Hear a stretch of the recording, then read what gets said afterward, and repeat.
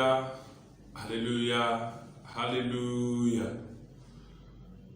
Mo kí wa káàbọ̀ sínú ìpéjọpọ̀ City of Light Ministry International ní orúkọ Olúwa wa Jésù Kristi. Ní àkókò episode karùn-ún yìí, ohun tí a fẹ́ gbé yẹ̀wò nínú rẹ̀ ni a snake with 1 foot long.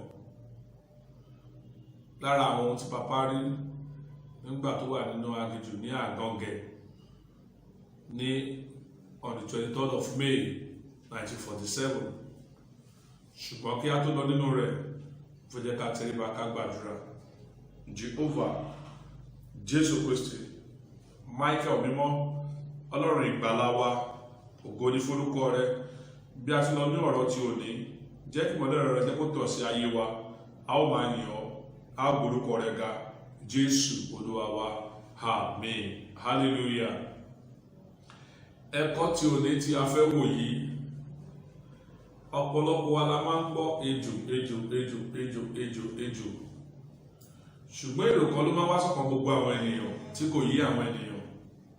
Jésù tilẹ̀ sọ ọ̀kan nínú ìwé Jòhánù fún wa wípé ẹ gbọ́n bí ejò, ẹ sì ní ìwà tútù bí àdàbà. Ọ̀rọ̀ yẹn ò yí ọ̀pọ̀lọpọ̀. A máa ń fojú pé ejò, èṣù léjò. No. Lóòótọ́ Bíbélì sọ ní ìwé Genesis orí 3 ẹsẹ̀ kìíní wípé ejò ṣáà ṣe àrékérekè ju gbogbo ẹran yòókù lọ. Kéèyàn tó lè ní àrékérekè nínú, ó jẹ́ ènìyàn kan tó gbọ́n ni. Lónìí, a máa wá wo nǹkan tí ejò tí Papa rí, tó ní ejò kékeré tí Papa rí, a short one with a foot, tó yẹ pé gígùn ejò yẹn kò ju ẹsẹ̀ bàtà kan lọ.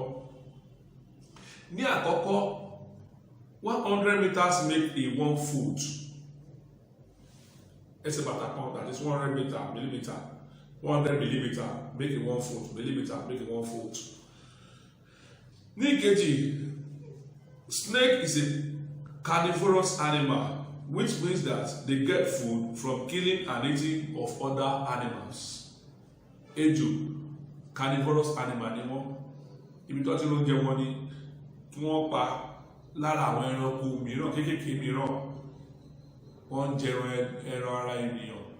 Ara àwọn èèyàn, àrí ejò tó yẹ kó ó ń gbé odidi ènìyàn bí èrè. Ìyẹn ni pé carnivorous animal ni wọ́n. Snakes are cold-blooded. Ejò pẹ̀lú sùúrù lára máa move, pẹ̀lú sùúrù lára máa move. Tí bá lè fọwọ́ kan, tí bá fọwọ́ kan rẹ̀ báyìí, ó máa tutù. Tí bá ṣe mistake ìjókòó sí ìkan dédé bá kọjá lórí ẹsẹ̀ lẹ́ẹ̀kan, ara ẹ̀ máa tutù mọ́ lára báyìí, ara ẹ̀ máa tutù, ara ẹ̀ ó máa tutù ni. Mo ti ní orí ọ̀fẹ́ gbà kan rí nígbà tí mo wà ní Adó Èkìtì, tó jẹ́ pé wọ́n mú ejò bàbá ẹ̀ tó bá ń dáko ni, ṣùgbọ́n wọ́n ní agbára láti mú ejò, wọ́n ní agbára ẹ̀ wọ́n máa ń sin ọwọ́ báyìí, wọ́n máa ń mú ejò.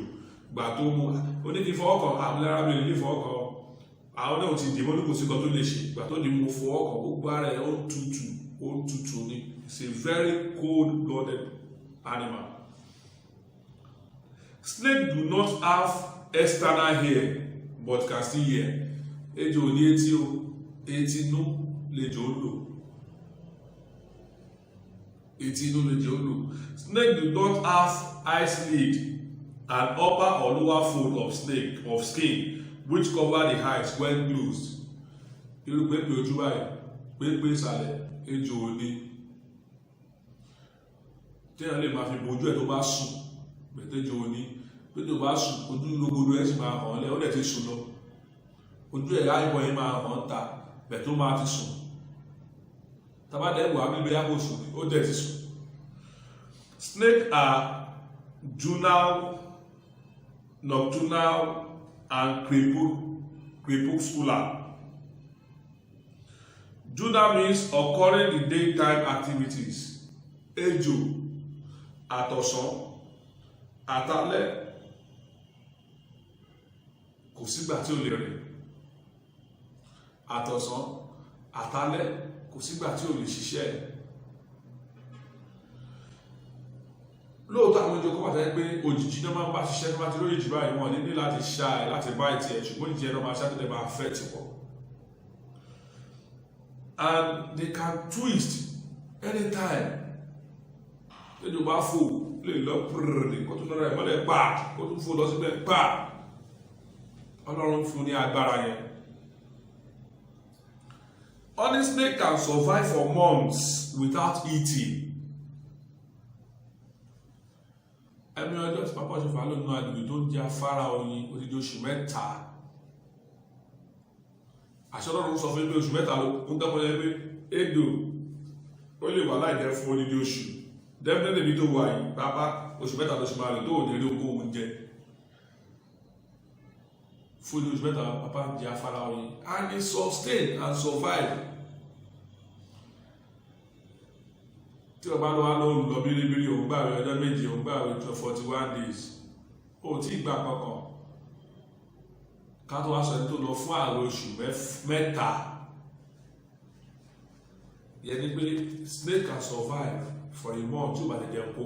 Likewise we as a Christian and about the Paul apostol sọ pé mo kọ́ láti jẹ àjẹyó mo dẹ̀ kọ́ láti fi ebi para tí màrún jẹjẹ Paul kò máa tí wọ́n gẹ́gẹ́ bí onígbàgbọ́ náà ṣe wọ́n náà máa ń gbé tó bá lẹ́nu jẹjẹ olùsìn Jésù. Hallelujah. They drink without lips. Ẹjọ́ máa mú mi tí ó dẹ̀ sáwọ́ tàbí ètè tó wá fi máa gbé sókè. Snake hibernate, spending the winter in the dominant state, being indoor. Ìgbà mìíràn àkókò mi wà tójú tóòrùn bá mú gan tí ọ̀gbẹ́lẹ̀ bá dé ẹjọ́ bá wà tó tutù wà lọ́nà pàmò sílẹ̀. Ó lè wà bẹ́ẹ̀ títí kó jẹ́ pé òru pátápátá tí gbogbo ẹ̀dá bá ti kú lórí aago méjì láti máa jáde síta. Tó pé kò fẹ́ràn oòrùn èdè ò fẹ́ràn ìnira ibi tó tutù tó kú ló máa ń fẹ́ dúró sí. Likewise pápá kan fúnra rẹ̀ ló fẹ́ràn ìnira kò fẹ́ràn wàhálà kí gbogbo kan máa kú gbogbo ẹ máa jẹ́ tù kí peace kàlàáfíà kó jọba ní ti pápá. Nǹkan tí èdò yẹn brings tó ń sọ fún wa nìyẹn pé kó jẹ́ pé èdò yẹn ibi náà ó farabalẹ̀ ó ń fẹ́ mi tó tutù lẹ́nu pé ní gbogbo ìgbà a gbọ́dọ̀ máa lépa àlàáfíà pẹ̀lú ènìyàn gbogbo. That is what Hebrew 12:14 sọ nìyẹn. Lépa àlàáfíà pẹ̀lú ènìyàn gbogbo àti ìwà mímọ́. Ó jẹ́ ká mọ̀ pé láìsí èyí ni kò sẹ́ni tí ò rí Ọlọ́run. Ènìyàn tọ́lọ́ fi hàn ọ̀ṣọ́fọ̀ ọdún wípé ó ń sọ́fọ́ sọ́fọ́ wípé ó ní láti máa lépa àlàáfíà. You must be cold blooded all the time. Ó gbọ́dọ̀ jẹ́ tí ẹ̀jẹ̀ máa ń gbóná gírí all the time. No. Ẹ̀jẹ̀ gbọ́dọ̀ máa calm. Oníwòfò lè dá aṣẹ adarí. Yẹni pé ó gbọ́dọ̀ jẹ́ ẹ̀mí sùúrù, ẹ̀mí àlàáfíà láti kó àwọn ènìyàn jọ. Now, snake represents death, destruction, evil, a penetrating legless essence, and or poisonous biblically. Mo ti sọ ṣáájú gẹ́gẹ́ bí àkọsílẹ̀ Bíbélì. Bíbélì jẹ́ káwọn pé ejò ó ń sọ̀rọ̀ nípa ikú. Tó dé pé nípasẹ̀ rẹ̀ ní ikú ti wọnú ayé. Bíbélì sọ fún wa, Ọlọ́run sọ fún àwọn Ádámù àti Éfà pé ọjọ́ tẹ́ bá jẹ èso yìí kíkú lẹ máa kú.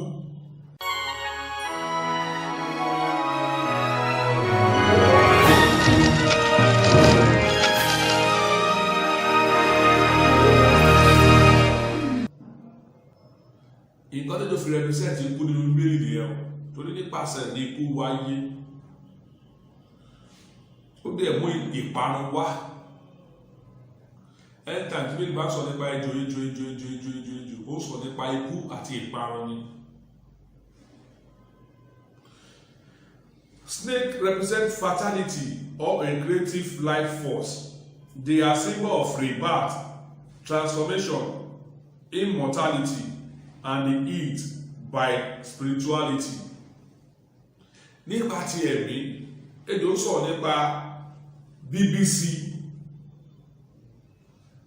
nípa ipá.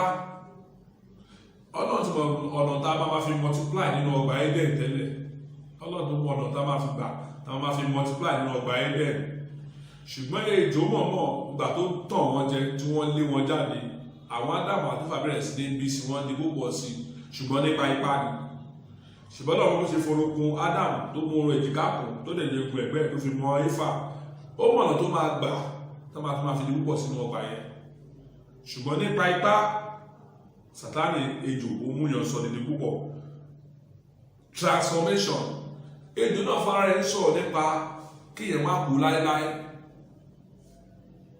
Tẹ́ bá sí tí ejò bá wà nílẹ̀ tó bá bọ́ ìfọ̀ ẹ̀ sílẹ̀, ìfọ̀ ẹ̀ ò kí tètè jẹrà, ó máa ń wà ń bẹ̀ ni pé kó bọ́ àwọ̀ sílẹ̀ báyìí, àwọ̀ yẹn tètè jẹrà, ó máa ń wà ń bẹ̀ ni àfihàn bá mú kúrò mẹ́ta tó bá gbé lọ, ó máa ń wà ń bẹ̀ ni kò kí ń dìke, kò ní bàjẹ́.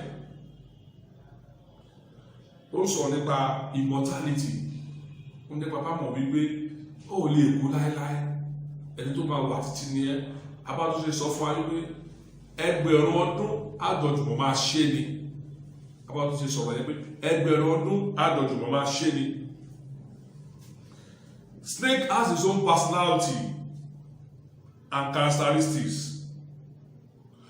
One of his characteristics and personality is snake is wise and brilliant.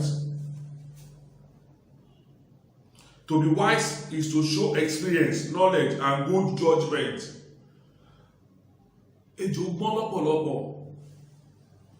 Ara nǹkan tó ní nìyẹn tí Jésù sọ pé ká gbọ́n bí ejò, kò ṣe pé ká ní àrékérekè ẹ̀. Ṣùgbọ́n tẹ́lẹ̀ ò bá gbọ́ kò lè ní àrékérekè kọ́ mọ́jẹ́ kó mọ̀ nìyẹn o. Torí ọ̀nà tó fi gbọ́n ni wípé ó lóríṣiríṣi skill tó wà lọ́wọ́ ẹ̀ láti fi tọ̀ ẹ́, láti fi deceive ẹ̀. Ó lè fẹ́ gba nǹkan tọwọ́ ẹ̀ ń sìn, ẹ wo ọgbọ́n tó lò fún ọ nínú Genesis yẹn, ní Genesis orí 3. Ó sọ̀rọ̀ kan fún wa níbẹ̀ wípé ejò ṣàṣàrí kéréke ju gbogbo ẹran yòókù lọ tí Ọlọ́run dá. Ó sì wí fún obìnrin náà pé ṣé lóòótọ́ Ọlọ́run wípé ẹ̀yin kò gbọ́dọ̀ jẹ gbogbo ló pé nínú igi ọgbà. Ẹ wo ọgbọ́n tó lò yẹn, ibi ẹni lọ pé èèyàn tó gbọ́n ni ó brilliant, ó pé ṣé Ọlọ́run sọ wípé ẹ̀yin kò gbọ́dọ̀ jẹ gbogbo. Ẹ wo tó fi tì í, ìyẹn lè sọ wípé Ọlọ́run ní ká má jẹ gbogbo igi ọgbà, ó ní ká máa jẹ àwọn ilé ìṣògbọ́n ilé ìlú ní ká má jẹ. Owó lọ́jìkì tó fi mú ọgbọ́n ẹ̀ náà ló ní káwa náà kọ́ lára ẹ̀. As a shepherd, as a prophet, àwọn afọ̀rọ̀ lò ẹ́ pé ìyá alágbádá sọ báyìí, bàbá alágbádá sọ báyìí. Tó o bá lọ́gbọ́n láti lè mọ bó ṣe lè interrogate ẹni yẹn, ó ní mọ òtítọ́. Likewise Solomon bẹ́ẹ̀ ni wọ́n mú obìnrin yẹn tọ̀ wá. Ọmọ mi ni ọmọ ẹ̀kọ́, ọmọ tiẹ̀ ló kú, ọmọ tèmi ló wà láàyè. Ó kìkì la máa ṣe, ọgbọ́n Solomon wá lẹ́sẹ̀kẹsẹ̀ torí kó ti béèrè fún ọgbọ́n Ọlọ́run. Ó ní wo sórí ọmọ yìí, Solomon ní ṣẹ́rí ọmọ yìí, a máa gé sí méjì ni. Àgbé part kan fún ẹnìkan, àgbé part kan fún ẹnìkejì. Obìnrin tó lábẹ́ ọmọ tiẹ̀ ló ti kú yẹn, ẹsẹ̀kẹsẹ̀ lọ pé ọba ò ṣe dáadáa, ọba gé sí méjì. Ṣùgbọ́n tó yẹ pé ọmọ tiẹ̀ òkú tó bá wípé ọmọ tòun ni, ó ní ọba wo má ṣe bẹ́ẹ̀ o, ó bàtà kó gbé ọmọ yẹn kó gbé fóun kó lọ máa tọ́jú ẹ̀. Ṣùgbọ́n ọmọ tó bá dàgbà àmọ́ ìyá ẹ̀ lọ́dọ̀ kan. Look at that wisdom. Irú ọgbọ́n bẹ́ẹ̀ lọ́rọ̀ ní Jésù ní ká kọ́ lára ejò, kò ṣe pé ká lo àrékérekè, no, ọgbọ́n ẹ̀ ló ní ká kọ́ lára ẹ̀ pé it is wise and brilliant. Snake has strength. Ó ní okun àti rìn pẹ́, ó ní okun àti fọwọ́lá pẹ́. Nǹkan tí Jésù sọ fún ọ ni pé àwa náà ní láti ní okun. Ó ní sọ pé ẹ ní ìwà bí ejò, ẹ ní ìwà tútù náà bí àdàbà. Nǹkan Jésù ní kálọ́kọ́ lára ènìyàn kò ń ṣàlékérekè rẹ̀.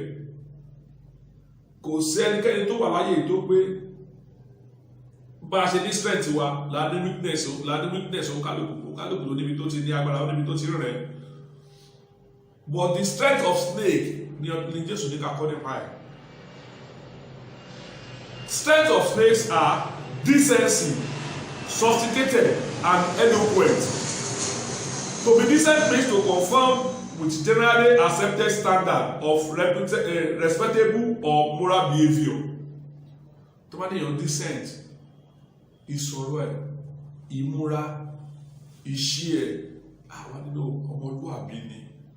Tó bá ń sọ̀rọ̀ báyìí, ọmọ ọ̀rọ̀ ọmọlúwàbí ló máa ń sọ.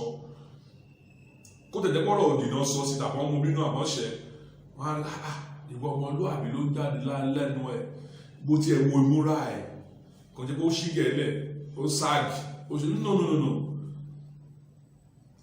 Ejò tó bá rí gan ní ìbọ́sílẹ̀ tó bá jẹ́ kó ká mọ́bì kan tó bá síbẹ̀, wà á rí pé calmness àti decency ẹ̀ ó máa ń wà pa, kò kí n fẹ́ ní tí kó stay ní òun. Tí mistake tí nǹkan bá kan ara ìjọba yìí, ó máa fẹ́ ṣá ibẹ̀ ni nǹkan tó kọjú yẹn á fẹ́ bù jẹ straight lẹ́sẹ̀kẹsẹ̀, tí ó kò fẹ́ stay lára ẹ̀, wọ́n fẹ́ dán kó wà neat. To be eloquent means fluent and persuasive in speaking and writing. Ẹgbọ́n kan tó sọ, ejò ìsọ̀rọ̀ ẹ̀ ó dá ṣáṣá, kò kálòlò níwájú Éfà, àbí ṣé kí lọ́nà tí ẹ̀ sọ yẹn náà? No! Ó jẹ́ kí Éfà pàpẹ gbogbo nǹkan tó ṣẹlẹ̀ náà gbà ní mo mọ̀. Ọ̀rọ̀ dá ṣáṣá lẹ́nu ẹ̀. Gbogbo nǹkan tó ní ká lọ́kọ́ nìyẹn, ọ̀rọ̀ dá ṣáṣá lẹ́nu Pétérù náà fún ara rẹ̀.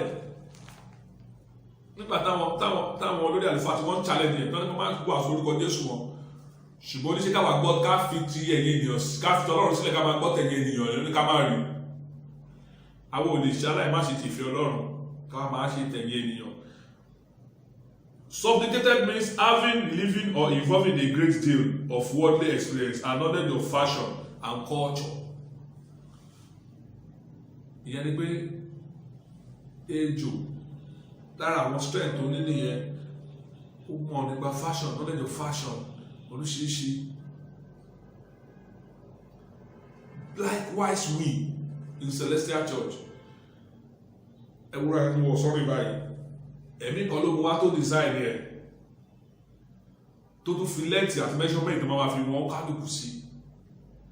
Wọ́n jẹ́ kí mọ̀ pé àwọn ọ̀run kan gbọ́ fashion. Look at the Old Testament. Ọlọ́run ní ti sọ fún Mósè bí ẹ ṣe bá máa ránṣọ àlùfáà rèé, ó tún fi measurement sí. Àwọn ọ̀run kan mọ̀ pa ní fashion, kò ṣe pé ká ránṣọ kí kóòtù ẹlòmíì àwa ṣìnà ńlẹ̀, àárí balabala ara ìpín wọn kájọ sọ́run igi. No, tó bá rí ẹ lásán wọn òwe àlùfáà Ọlọ́run rèé. Ó kọ̀ lè lásán tó máa tí bàbá máa ń wọ̀ tẹ́gbà kọ̀ dára jẹ̀gẹ̀dẹ̀ lára ẹ̀. No, aṣọ ẹ̀ máa smart lára tó wípé èèyàn tó gbọ́ fashion náà ní Ọlọ́run. Hallelujah. Snake weakness, àtẹ́kọ̀ọ́ pé it is suspicious, stingy and lazy. Weakness ibi tí èdò tó burú sí nìyẹn, ìyẹn làwọn òní kọ́. Suspicious, ọmọ bó ṣe ń dẹ̀ èèyàn, ọmọ bó ṣe ń ṣọ́ èèyàn, ó dẹ̀ ya ọ̀lẹ, alápámá ṣiṣẹ́ ni. Ọ̀pọ̀lọpọ̀ bẹ́ẹ̀ ló wà bẹ́ẹ̀ ní olùṣọ́ àgùntàn wa pé àfẹ́ ṣiṣẹ́, pẹpẹ tó fi wáṣọ ẹlòmí ò lè lágo wákàtí, ẹlòmí ò tiẹ̀ lè gbàdúrà, ẹlòmí ò lè ṣòkò, ó dẹ̀ ń wá kówó kọ́nà ńlá, ó ń wá magic.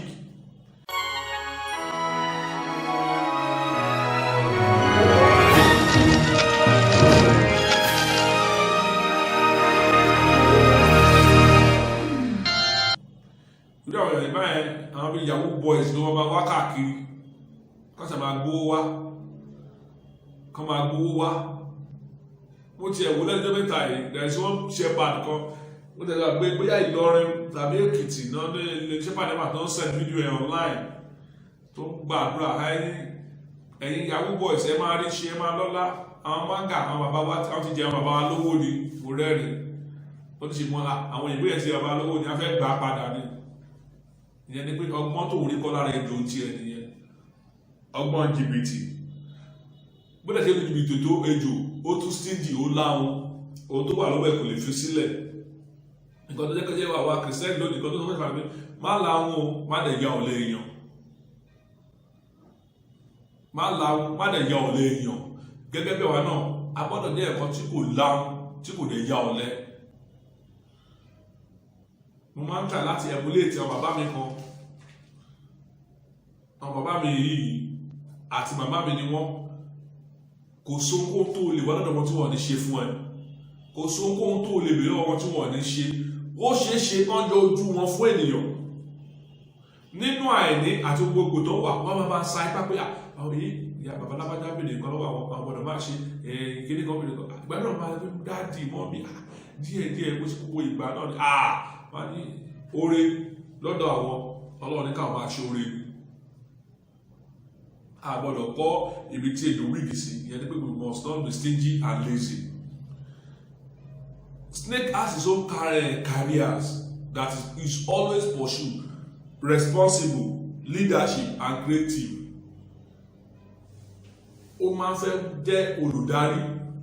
Ejò ó ní ẹ̀mí olùdarí tí ó rẹ̀ ṣe lọ jogún nínú ọgbà Édẹ́nì pé èmi dẹ̀ ní aṣojú Ọlọ́run tẹ́lẹ̀ náà. Ó wá fẹ́ gbé ogun ọ̀nà yẹn ipò olórí yẹn fún ènìyàn.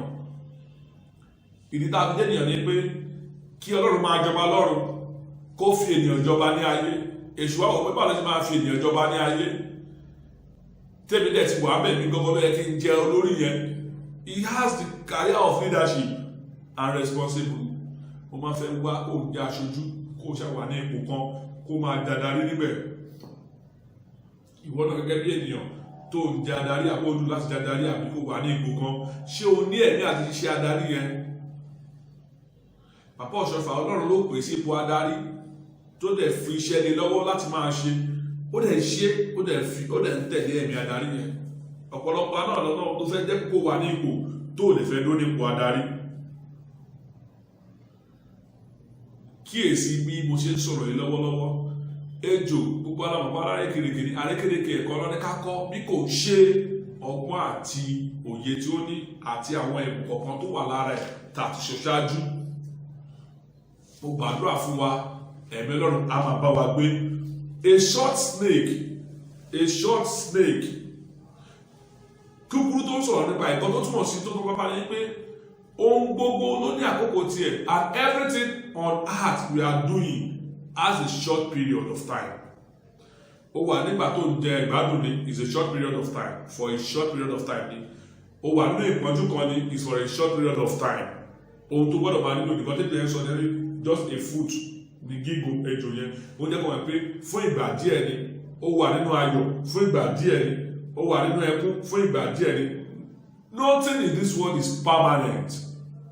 Kò sí kan tẹ́ pé títí láì ni. No. Wọ́n ní bó ti kó ṣe ló sánmọ̀ dúdú díẹ̀ yóò wà.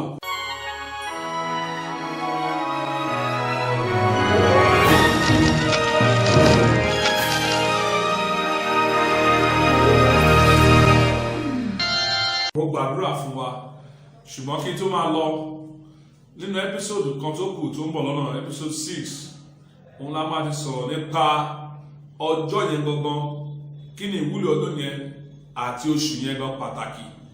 Torí a ṣàmọ̀ pé on the 23rd of May, why on the 23rd, why May, gbogbo àwọn ìṣẹ̀lẹ̀ yìí ṣẹlẹ̀. Mo gbàdúrà àná Ọlọ́run á máa bá wa gbé. Jésù Olúwa.